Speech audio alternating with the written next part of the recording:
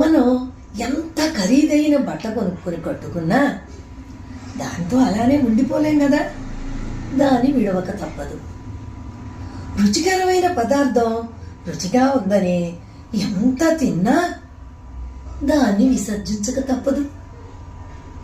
అలాగే కోట్లు ఖర్చు పెట్టి అంతరిక్షానికి వెళ్ళినా, విమానాల్లో విహరించినా చివరికి నేల మీదకు రాక తప్పదు. మనం ఎంత ఖరీదైన కారు కొనుక్కుని షికారు చేసినా దానిలో నుంచి దిగి నడవక తప్పదు. ఎన్ని విహారయాత్రలు, విజ్ఞాన యాత్రలు చేసినా చివరికి మన సొంత గూటికి రాక తప్పదు. దీనిని బట్టి మీకు ఏం అర్థమైంది? ఈ ప్రపంచంలో ఏది శాశ్వతం